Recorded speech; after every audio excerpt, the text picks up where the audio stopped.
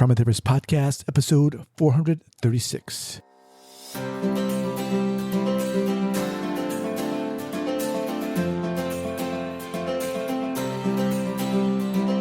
right, guys, welcome to the Trauma Therapist Podcast. My name is Guy McPherson. My mission is to raise awareness of trauma and to support new trauma therapists just starting out on their trauma-informed journey.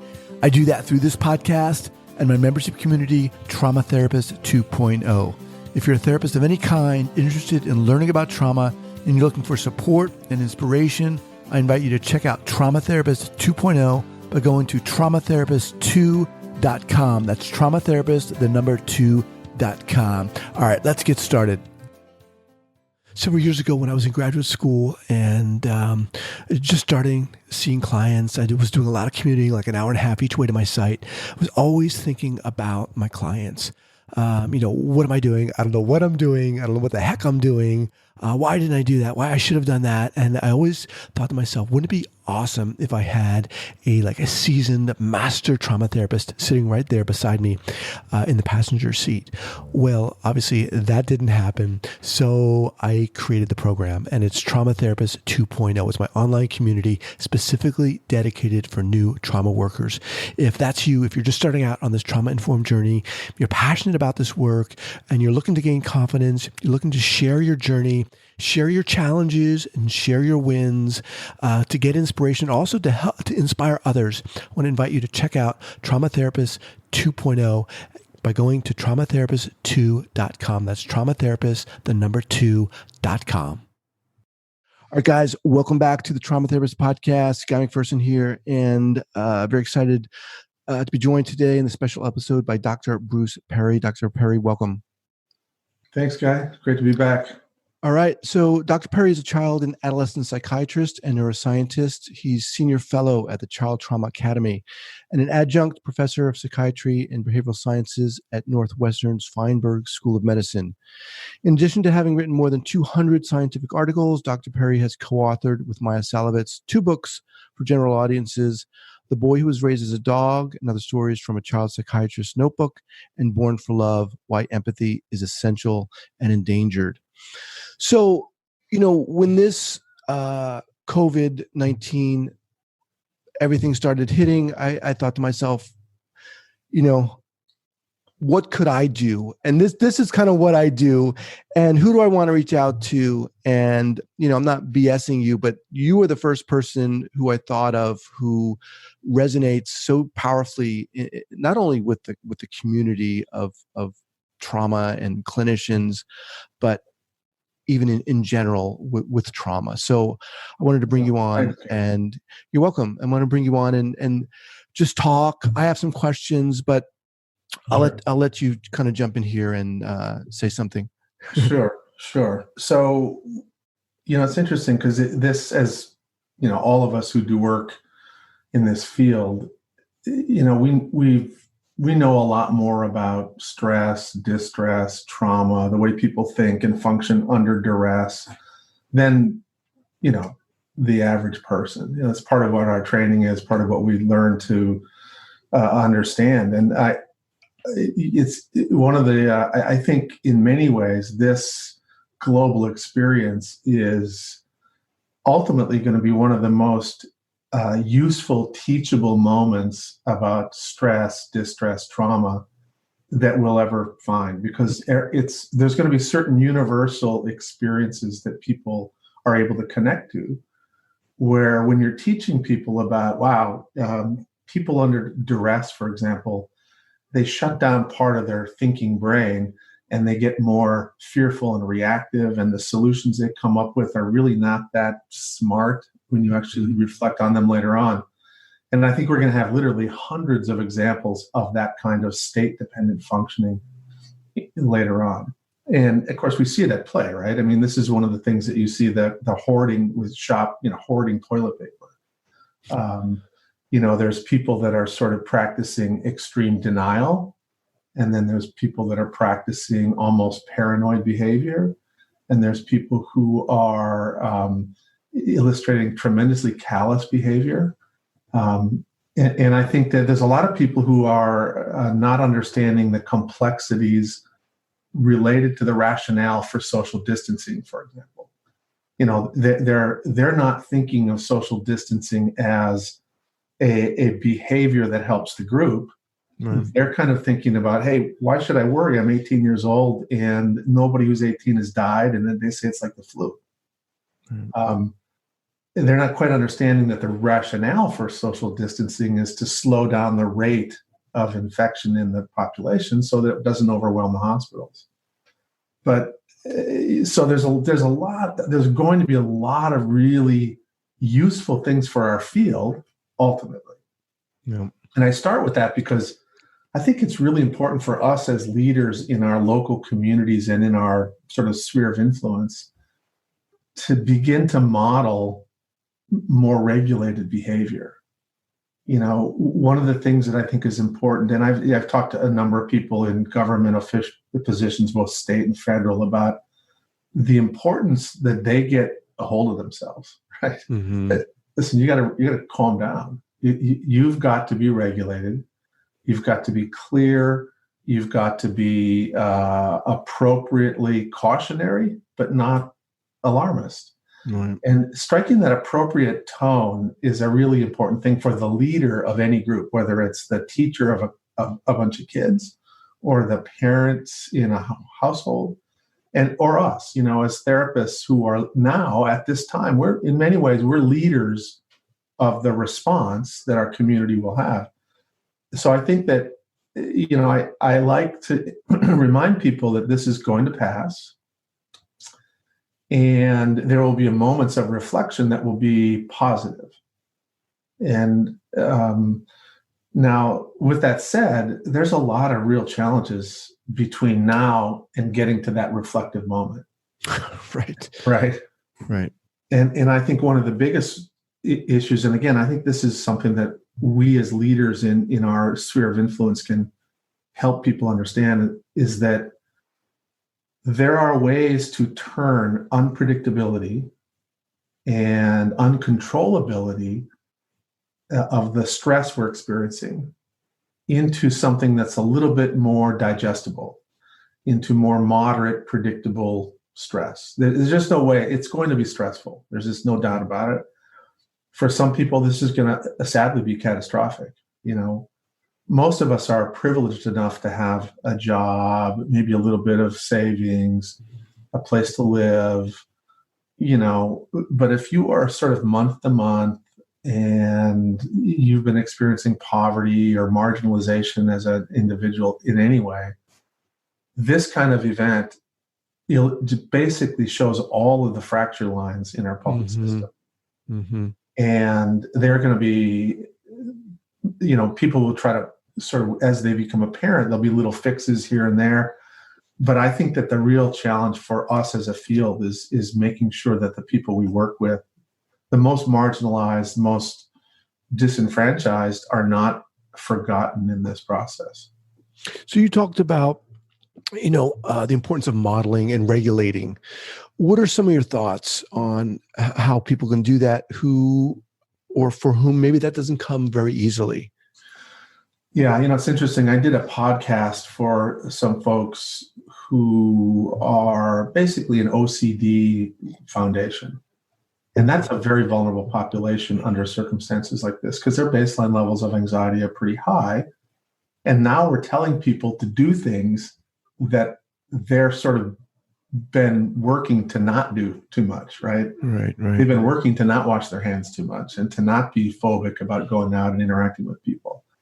And so there's no doubt about it that there's some people that are much more anxious. And so a lot of the really good advice online in other places, I think makes a lot of sense. Number one, to the degree that you can, stop watching the news, Right. Literally structure your access to news, if you can at all, to, watch a news cycle in the morning and then watch a news cycle in the evening. And then if you want to get some sleep, stop watching the news at about 8 o'clock at night. Don't watch any, if you go to bed at 8, then stop watching at 6.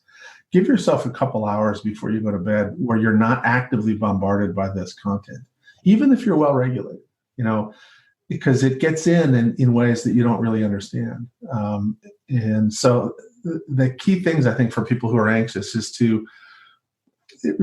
for us to remember what are the ways that we can actually people regulate. There's three sort of self-regulatory routes we have. Top down, which is where you use your cortex to say, oh, I don't need to get all nervous because the probability that I get this and I'm taking all these steps, and that doesn't work very well, honestly. It's sort of a cognitive predominant mode. Mm-hmm. And it particularly doesn't work very well with people who have baseline high levels of arousal and anxiety. I'm not saying don't do it, but you can't bank on that as the only way to kind of regulate. Okay. The second way is sort of bottom up. And these are the tried and true somatosensory things: taking a walk, listening to music, doing your art, but some sort of pattern, repetitive, rhythmic stuff. That's regulating. And so the key thing, and I think our field broadly doesn't appreciate this. And I think that this is going to be an important thing when we talk to the public, is that you're not going to be regulated over a 24-hour period if you just go for a 45-minute walk once a day. Mm-hmm. Walking is great, but what you need to do, take your long walk. That's fine. But you also need to get up every 30 minutes, 20 minutes, and do 5 minutes of walking, or you need to understand the concept of dosing.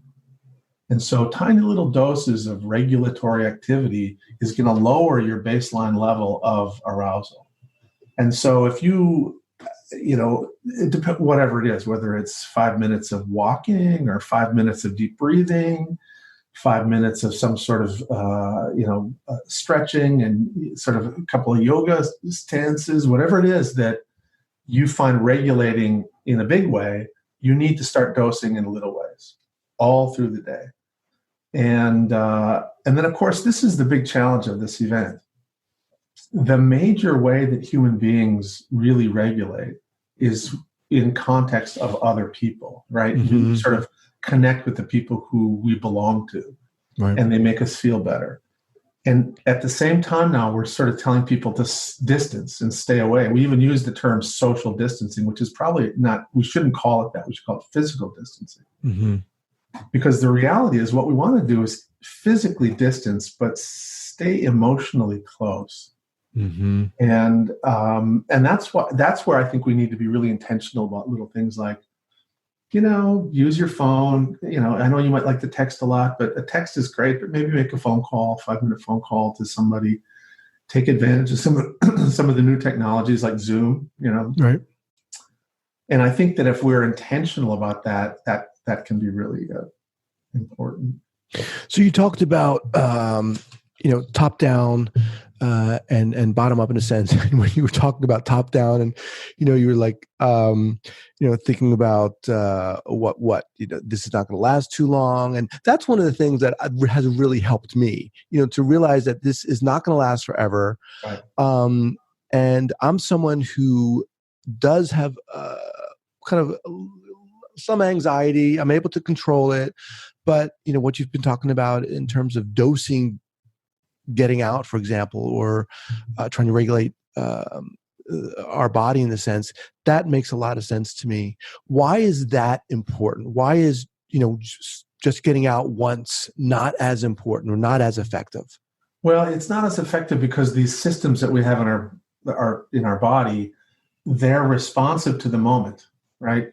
And so if you have 45 minutes where you're taking care of it and regulating those systems, and then you just sit in front of a computer and read the news for the next, 8 hours, you're going to get more and more and more and more dysregulated. And so that'll have been a positive thing, but it'll have been positive for maybe an hour and a half. Whereas what you want to do is if you have, a bunch of these little proactive doses, it keeps your baseline lower, so that when you do watch the news and you start to escalate a little bit, and then you'll break away and then have another regulating moment. And so it's all about sort of changing the pattern of stress activation from unpredictable and uncontrollable to more moderate and predictable. And one of the things that we talk about a lot, I know people have used the term toxic stress. We don't really use that term, but the key thing about stress and distress is that it really is something that is the pattern of stress activation is what turns out to be most important. And I've got a little thing here. I'm going to just, if you let me share the screen for a second, I'll show everybody. And I think some people are very familiar with this, but it's something that I think is really important to keep in mind. And that is that stress is not really a bad thing. It's just bad if it's present in these unpredictable, extreme, or prolonged ways. And part of what we're trying to do with these recommendations that I'm giving Guy is to take a person or a family or a community that might just sit in front of the television and worry, and they have no control over when they're going to see somebody in an ICU bed or what the next story is. They end up in this unpredictable and prolonged state where they get more vulnerable. Right. Whereas somebody who's able to sort of say, all right, we're going to have a schedule. I'm going to try to get up at the same time every day. I'm going to get my kids up, even though like they're going to go to school. When we do our homeschooling, little blocks of time, they're going to be dressed like they would at school. We're going to try to make sure that they have a structure that takes this unpredictability and makes it more predictable. And this becomes a tolerance. There's the difference between a sensitizing pattern of stress activation, which changes this blue line, which is your baseline, into a more resilience building pattern, which is what we're hoping to do. So, the truth is the degree to which we as clinicians are successful in communicating this to the people we work with, but also to the broader public, that will have a significant impact on the number of folks that end up over here versus the number of folks that end up here. And I'm completely convinced that we have the potential to really impact our communities by doing stuff like you're doing here, Guy. This, creating content that we're going to share with a lot of people, where they begin to creatively think about, all right, how do I bring structure and predictability into this stressful time? Mm-hmm. And what are the things that we can do as a family that are regulating? How do I take the things that help I know I don't want Billy on his video game all day long, but playing on video games is actually a regulating dissociative activity for a kid. And if they're stirred up, letting them play 15 minutes every couple hours, 20 minutes every couple hours, even though it's school time, might not be a bad idea. Right. And so dosing I think is the key to a lot of this stuff. So this, when you put up that slide, that predictability kind of obviously stood out for me. I mean, this is something that is going on, here in California, as a lot of other states we have shelter in place. We're allowed to go out for walks, but we have to maintain 6 feet apart from people. But there's a certain amount of predictability to this high stress, stressful environment that's going on. Yeah. Can we find to me, I'm able to find comfort in that predictability. Absolutely. One of the things, Guy, that is, we know from all the basic neurosciences and cognitive psychology and all kinds of different areas have studied this, but the unknown is more anxiety provoking than the known, even if the known is bad. Right. And you're basically describing, all right, we have a bad but known situation.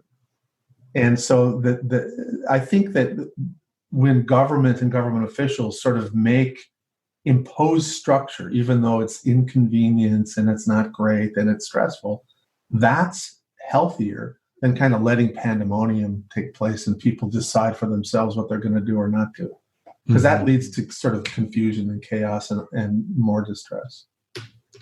Let me ask you a couple of questions here. I let some people know in my community that I was going to speak with you this morning, and some clinicians had some, I thought, really good questions that are a little more specific. One is by a clinician. Her name is Sandra Emanuelides, and she said, what can we do to help mitigate the high potential of trauma due to the public display of panic that teens and kids are witnessing in the current climate?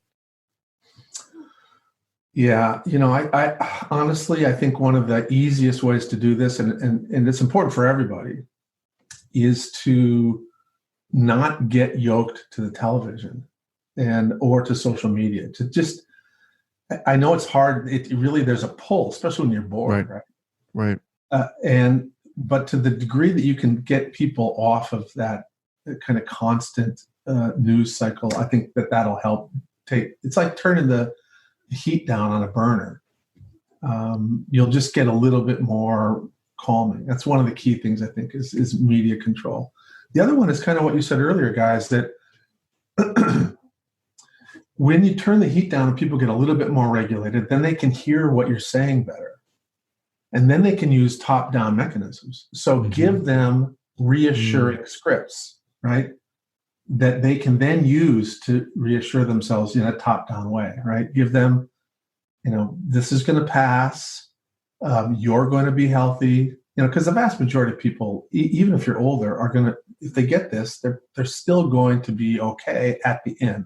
Mm-hmm. Some of them may get very sick. A very, very few of them may get very sick, but the vast majority of people will be physically okay. Now, I think a lot of people are nervous about stuff like housing, employability, my job, and I think the degree to which government can provide economic reassurance, that's also very helpful. And I have,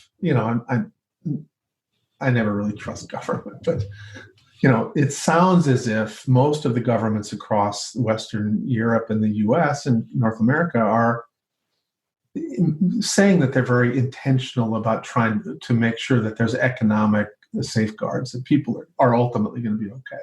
Right. So I think if we can just, again, give that message, not that we want to sort of be spokespeople for government, but say, listen, we're all going to take care of each other. It's going to, we don't know exactly how, but we're going to take care of everybody. This is what we have always done. We will always do this. For some people, it would be more obvious than others, but give people those cognitive scripts of reassurance, I think, is important.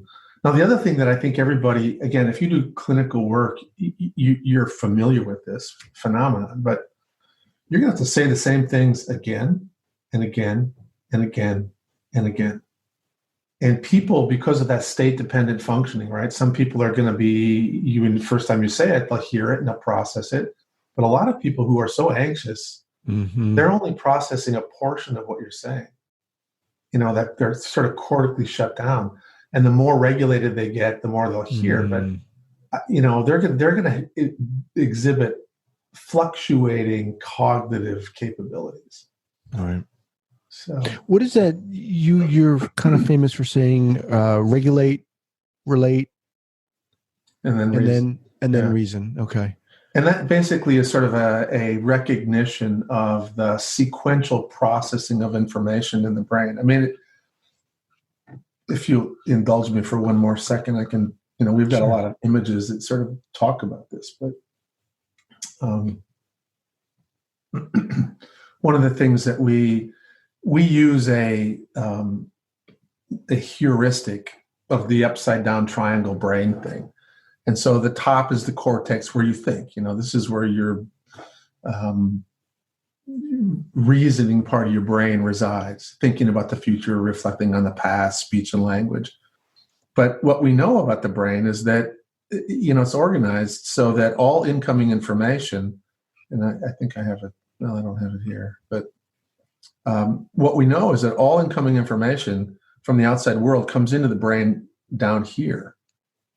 And it first gets processed in these lower parts of the brain, and then it gets processed in here, and then it gets to the top part of your brain.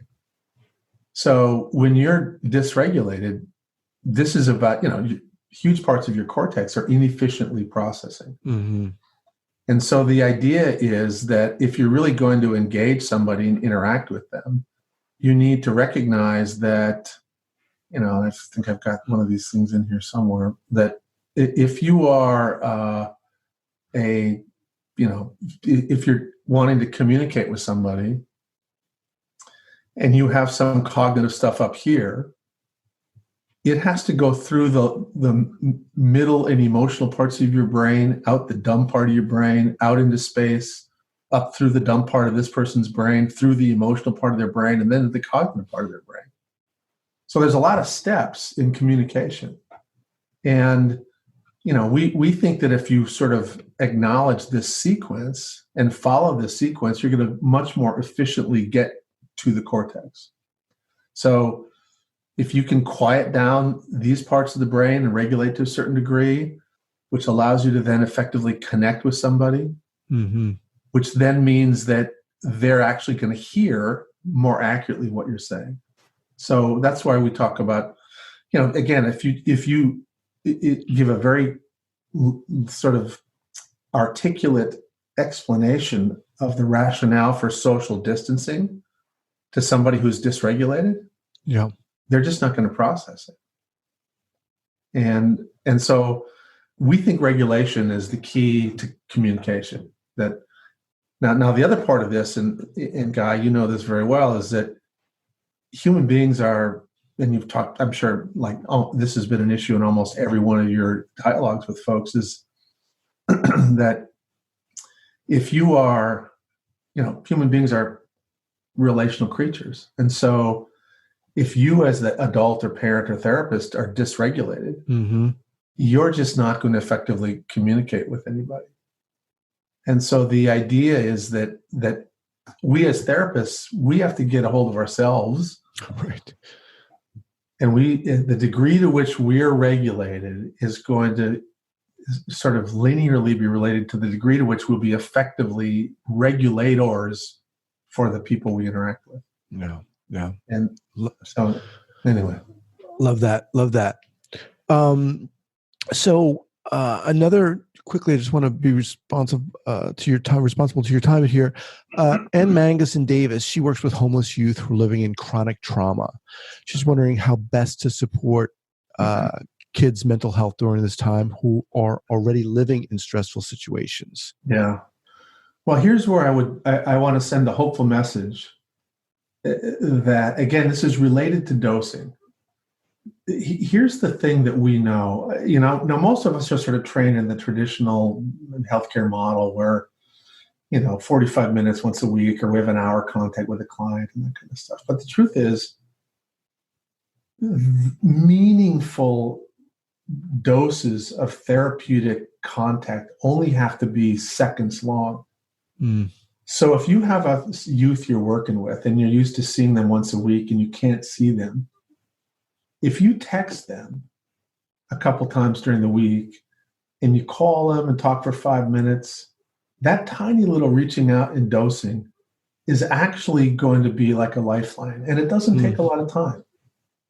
We just because of the way we're organized, we for years have been using and doing web-based communication, e-communication. I had a client who had OCD, who wouldn't leave his house, who I never saw in person, and I worked with completely from a distance.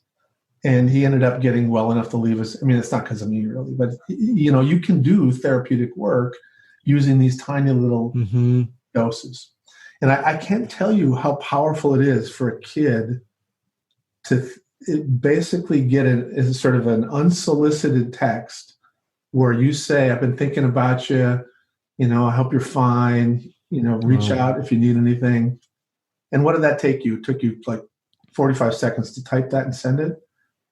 That kid feels he's seen. He feels like that, wow, they're thinking about me. That's powerful. And so those are the kinds of things that you can do as a therapist without having to sort of physically be present with your client. And I would recommend that everybody who's doing this work, make sure that you have the phone numbers and ways to connect with these kids that may have phones or so. Yeah. As you're saying that, I just can't help but think how that just ripples out, not just in the therapeutic environment, but to all of us as humanity. There's that touching base. My wife had a conference this last Thursday, Friday, Saturday, and Sunday up in Yosemite. We got home and there was a little note on our door. So in the midst of us being in Yosemite, all this stuff had hit really hard.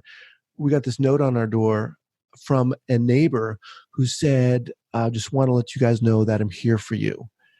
And this is a woman that, we don't really have that much contact with, but we see her, and it was very powerful.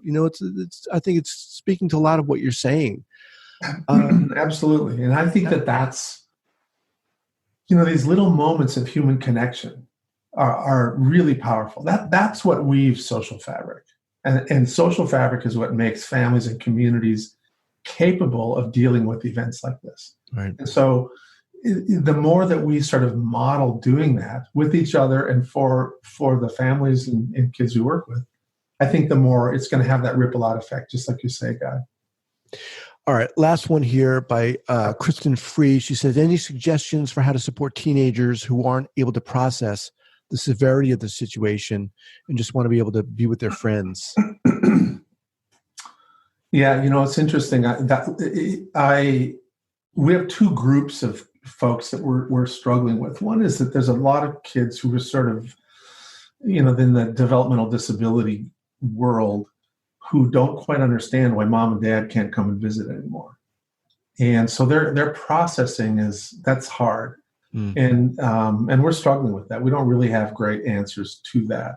But if a kid is, if you're an adolescent and you've got normal processing capabilities, one of the things that we're just going to have to keep doing is re-explaining. And I think some of the most powerful ways to help them understand the rationale for some of this is use some of the graphic visuals that are available online. There was a very compelling set of video clips that modeled social distancing that was published initially, I think, in the Washington Post. It's available online. Barack Obama retweeted it, but it basically shows a series of scenarios where there was no social distancing and there was one person with the infection, and it showed how it spread. And then there was another one that showed moderate social distancing, and then and really what it was a visual representation of the rationale for social distancing. And that's kind of what what I would recommend. That there's a lot of people who are much more visual. And I think when most folks, if you send them an article where people are writing about, those millennials and how bad they are because they're not social distancing, it doesn't go anywhere. So. All right. Well, look, man, I want to thank you so much for taking the time to do this. Sure. I'm so glad I followed my instinct and reached out to you. Again,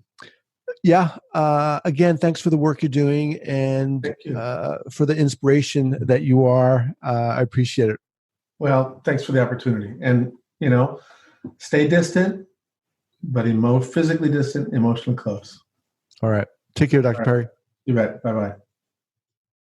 Several years ago when I was in graduate school and just starting seeing clients, I was doing a lot of commuting, like an hour and a half each way to my site. I was always thinking about my clients. What am I doing? I don't know what I'm doing. I don't know what the heck I'm doing. Why didn't I do that? Why I should have done that? And I always thought to myself, wouldn't it be awesome if I had a seasoned master trauma therapist sitting right there beside me in the passenger seat? Well, obviously that didn't happen. So I created the program, and it's Trauma Therapist 2.0. It's my online community specifically dedicated for new trauma workers. If that's you, if you're just starting out on this trauma-informed journey, you're passionate about this work, and you're looking to gain confidence, you're looking to share your journey, share your challenges, and share your wins to get inspiration, also to help to inspire others, I want to invite you to check out Trauma Therapist 2.0 by going to traumatherapist2.com. That's traumatherapist, the number 2.com.